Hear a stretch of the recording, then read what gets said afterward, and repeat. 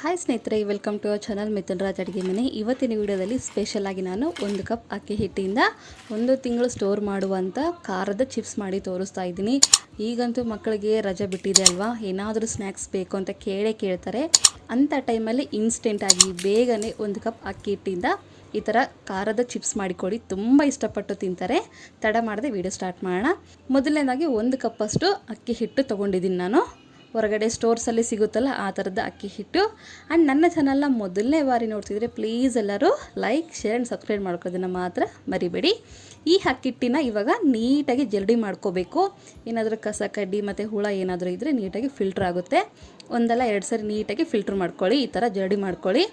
ಸ್ವಲ್ಪ ಸ್ವಲ್ಪ ಹಾಕ್ಕೊಂಡು ನೀಟಾಗಿ ಮಾಡ್ಕೊತೀನಿ. ತುಂಬ ಇಷ್ಟಪಟ್ಟು ತಿಂತಾರೆ. ಇದನ್ನು ಸ್ಟೋರ್ ಮಾಡಿ ಕೂಡ ಇಟ್ಕೋಬೋದು. 1 ತಿಂಗಳವರೆಗೂ ಆರಾಮಾಗಿ ಸ್ಟೋರ್ ಮಾಡಿ ಇಟ್ಕೋಬೋದು. ಪದೇ ಪದೇ ಕೇಳ್ತಾ ಇರ್ತಾರೆ, ಪದೇ ಪದೇ ಮಾಡಿಡೋಕ್ಕೆ ಕಷ್ಟ ಆಗುತ್ತಲ್ವ, ಅದಕ್ಕೋಸ್ಕರ ಒಮ್ಮೆ ಈ ಥರ ಮಾಡಿ ಇಟ್ಕೊಂಡ್ರೆ ಆರಾಮಾಗೆ ಮಾಡ್ಕೋಬೋದು, ಆರಾಮಾಗಿ ತಿನ್ಕೋಬೋದು ಕೂಡ. ಇದಾಗಿದೆ. ಇವಾಗ ಇನ್ನೊಂದು ಪ್ರೊಸೆಸ್ ಮಾಡ್ಕೊಳ್ಳೋಣ. ಒಂದು ಬಾಣಲಿನಲ್ಲಿ ಅಥವಾ ಒಂದು ಕಡಾಯಲ್ಲಿ 1 ಕಪ್ಪಷ್ಟು ನೀರು ಹಾಕ್ತಿದ್ದೀನಿ. ಯಾವ ಕಪ್ಪಲ್ಲಿ ಅಕ್ಕಿ ಹಿಟ್ಟು ತೊಗೊಂಡಿದ್ದೀನೋ ಅದೇ ಕಪ್ಪಲ್ಲಿ 1 ಕಪ್ಪಷ್ಟು ನೀರು ತೊಗೊಂಡಿದ್ದೀನಿ. ನೆಕ್ಸ್ಟ್ ಇದಕ್ಕೆ ಉಪ್ಪು ಹಾಕ್ತಿದ್ದೀನಿ. ರುಚಿಗೆ ತಕ್ಕಷ್ಟು ಉಪ್ಪು ಕೂಡ ಇಲ್ಲೇ ಹಾಕ್ಕೊಂಬಿಡೋಣ. ನೆಕ್ಸ್ಟು 1 ಸ್ಪೂನಷ್ಟು ಖಾರದ ಪುಡಿ, ಅರ್ಧ ಸ್ಪೂನಷ್ಟು ಧನಿಯಾ ಪುಡಿ ಹಾಕ್ತಿದ್ದೀನಿ, 1 ಸ್ಪೂನಷ್ಟು ಜೀರಿಗೆ, ನೆಕ್ಸ್ಟು 1 ಸ್ಪೂನಷ್ಟು ಬಿಳಿ ಎಳ್ಳನ್ನ ಹಾಕ್ತಿದ್ದೀನಿ. ನಿಮ್ಗೆ ಇನ್ನೂ ಜಾಸ್ತಿ ಹಾಕ್ಕೋಬೇಕು ಅಂತಂದರೆ ಇನ್ನೂ ಹಾಕ್ಕೊಳ್ಳಿ, ನೋ ಪ್ರಾಬ್ಲಮ್. ಬಿಳಿ ಎಳ್ಳನ್ನ ಮಾತ್ರ. ನೆಕ್ಸ್ಟ್ ಕರಿಬೇವು, ಕೊತ್ತಂಬರಿ ಕೂಡ ಹಾಕ್ತೀನಿ ಸ್ವಲ್ಪ. ನೆಕ್ಸ್ಟು 1 ಸ್ಪೂನಷ್ಟು ತುಪ್ಪ ಅಥವಾ ಬೆಣ್ಣೆ ಅಥವಾ ಎಣ್ಣೆ, ಇವು 3ರಲ್ಲಿ ಯಾವುದಾದ್ರೂ ಹಾಕ್ಕೊಳ್ಳಿ. ನಿಮ್ಮ ಹತ್ರ ಯಾವುದು ಅವೈಲೇಬಲ್ ಆಗಿರುತ್ತೋ ಅದನ್ನು ಹಾಕ್ಕೊಳ್ಳಿ. ಇನ್ನೊಂದು ನೆನಪಿರಲಿ, ಉಪ್ಪಿಂದ ಸ್ಟಾರ್ಟ್ ಮಾಡ್ತೀವಿ ನಾವು ಹಾಕೋದು. ಹಾಕುವಾಗ ಸಿಮ್ಮಲ್ಲಿ ಇಟ್ಕೊಂಡು ಹಾಕ್ಕೋಬೇಕು. ಎಲ್ಲ ಆದಮೇಲೆ ನಂತರ ಐ ಫ್ಲೇಮಲ್ಲಿ ಇದನ್ನು ಕುದಿಸ್ಕೋಬೇಕು. ಈ ಥರ ಕುದಿ ಸ್ಟಾರ್ಟ್ ಆಗಿದೆ ಅನ್ನೋ ಟೈಮಲ್ಲಿ ಗ್ಯಾಸ್ ಫ್ಲೇಮ್ನ ಆಫ್ ಮಾಡಿಬಿಡ್ತೀನಿ. ನಾವು ಸಾಮಗ್ರಿಗಳನ್ನ ಹಾಕುವಾಗ ಸಿಮ್ಮಲ್ಲಿರಬೇಕು. ಎಲ್ಲ ಹಾಕಿದ ಮೇಲೆ ಐ ಫ್ಲೇಮಲ್ಲಿ ಕುದಿಸ್ಕೋಬೇಕು. ಗ್ಯಾಸ್ ಫ್ಲೇಮ್ ಆಫ್ ಮಾಡಿದ್ದೀನಿ. ಇವಾಗ ಅಕ್ಕಿ ಹಿಟ್ಟನ್ನು ಹಾಕ್ಕೊತ ಹೋಗ್ತೀನಿ. ಸ್ವಲ್ಪ ಎಲ್ಲ ಹಾಕಿದ ಮೇಲೆ ನೀಟಾಗಿ ಕಲಿಸ್ಕೊತೀನಿ. ಎಲ್ಲ ನೀಟಾಗಿ ಕಲಿಸ್ಕೊಂಡಿದ ಮೇಲೆ ಒಂದು ಉಗುರು ಬೆಚ್ಚಗಾಗೋವರೆಗೂ ರೆಸ್ಟ್ ಮಾಡೋಕ್ಕೆ ಬಿಡೋಣ, ಇಲ್ಲಾಂದರೆ ಬಿಸಿ ಇರುತ್ತೆ. ಅದಕ್ಕೋಸ್ಕರ. ಆ್ಯಂಡ್ ನಿಮ್ಮೆಲ್ಲರ ಹತ್ರ ಒಂದು ರಿಕ್ವೆಸ್ಟ್ ಏನಪ್ಪ ಅಂತಂದರೆ, ಪ್ರೀವಿಯಸ್ ವೀಡಿಯೋಸ್ ನಾನು ಯಾವೆಲ್ಲ ನೋಡಿಲ್ಲ ಅಂತಂದರೆ ನಾನು ಕೆಳಗಡೆ ಡಿಸ್ಕ್ರಿಪ್ಷನ್ ಬಾಕ್ಸಲ್ಲಿ ಕೊಟ್ಟಿರ್ತೀನಿ, ಒಂದ್ಸರಿ ಹೋಗಿ ವಿಸಿಟ್ ಮಾಡಿ. ಪ್ರತಿಯೊಂದು ವೀಡಿಯೋನು ನಾನು ನೀಟಾಗಿ ಎಕ್ಸ್ಪ್ಲೇನ್ ಮಾಡಿದ್ದೀನಿ, ವಿತ್ ಏನೇನು ಹಾಕಿದ್ದೀನಿ ಸಾಮಗ್ರಿಗಳನ್ನ ಅದನ್ನು ಕೂಡ ಇಂಗ್ಲೀಷಲ್ಲಿ ಕೂಡ ಬರೆದು ಹಾಕಿದ್ದೀನಿ. ನೋಡಿದ್ರೆ ಇದನ್ನೆಲ್ಲ ನೀಟಾಗಿ ಕಲಿಸ್ಕೊಂಡಿದ್ದೀನಿ. ಇವಾಗ ಸ್ವಲ್ಪ ಉಗುರು ಬೆಚ್ಚಗಾಗೋವರೆಗೂ ರೆಸ್ಟ್ ಮಾಡೋಕ್ಕೆ ಬಿಡೋಣ.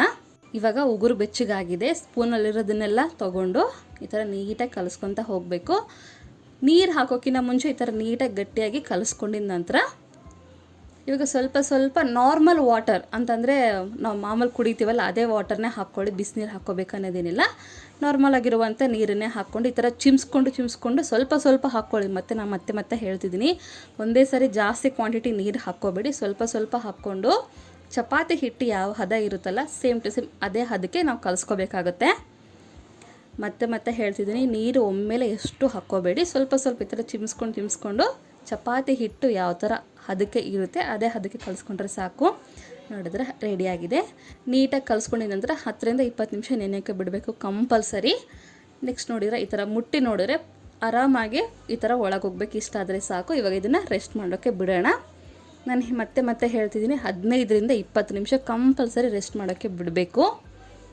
ಎಲ್ಲ ರೆಸ್ಟಿಂಗೆಲ್ಲ ಆದಮೇಲೆ ಈ ಥರ ನೀಟಾಗಿ ಕಲಿಸ್ಕೊಂಡಿದ್ದಂತಮೇಲೆ ದೊಡ್ಡ ಸೈಜಲ್ಲಿ ಈ ಥರ ಉಂಡೆ ಥರ ಮಾಡ್ಕೊತೀನಿ. ಇಷ್ಟು. ಇವಾಗ ಇದನ್ನು ಲತ್ತಿಸ್ಕೊತ ಹೋಗೋಣ. ನೆನಪಿರಲಿ, ಸೈಡಲ್ಲಿ ಎಡ್ಜಸ್ಸಲ್ಲಿ ಕ್ರ್ಯಾಕ್ಸ್ ಬರ್ತವೆ, ನೋ ಪ್ರಾಬ್ಲಮ್, ಏನೂ ಆಗೋದಿಲ್ಲ. ನಾವು ಕಟ್ಟಿಂಗ್ ಮಾಡ್ತೀವಲ್ಲ ಆವಾಗೆಲ್ಲ ತೆಗೆದು ಬಿಡೋಣಂತೆ. ಅದು ಆರೋಗ್ಬಾರ್ದಂತ ಪ್ಲೇಟ್ ಮುಚ್ಚಿ ಸೈಡಲ್ಲಿ ಎತ್ತಿಟ್ಕೊಂಡಿದ್ದೀನಿ. ಸ್ವಲ್ಪ ಅಕ್ಕಿ ಹಿಟ್ಟು ಹಾಕ್ಕೊಂಡು ನಂತರ ಇದ್ರ ಮೇಲೆ ಕೂಡ ಅಕ್ಕಿ ಹಿಟ್ಟು ಹಾಕ್ಕೊಂಡು ಜಾಸ್ತಿ ಫೋರ್ಸಿಂದ ಲಟ್ಟಿಸ್ಕೊತ ಹೋಗಬೇಡಿ. ಜಸ್ಟ್ ಸ್ವಲ್ಪ ಮೀಡಿಯಮಾಗಿ ಲಟ್ಟಿಸ್ಕೊತ ಹೋಗಬೇಕು.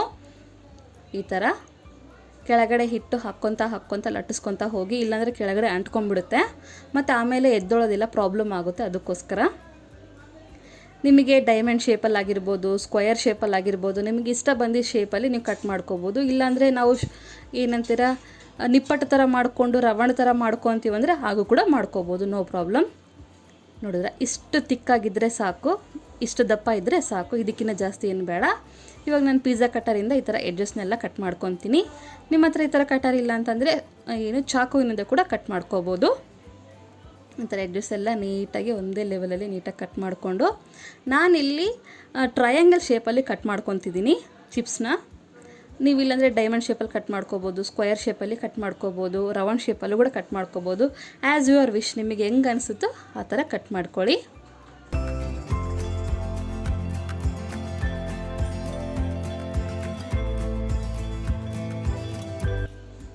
ಇದು ರೆಡಿಯಾಗಿದೆ ನೋಡೋರ, ಎಷ್ಟು ಸಖತ್ತಾಗಿ ಈಸಿಯಾಗಿ ಆರಾಮಾಗೆ ಮಾಡ್ಕೋಬೋದು.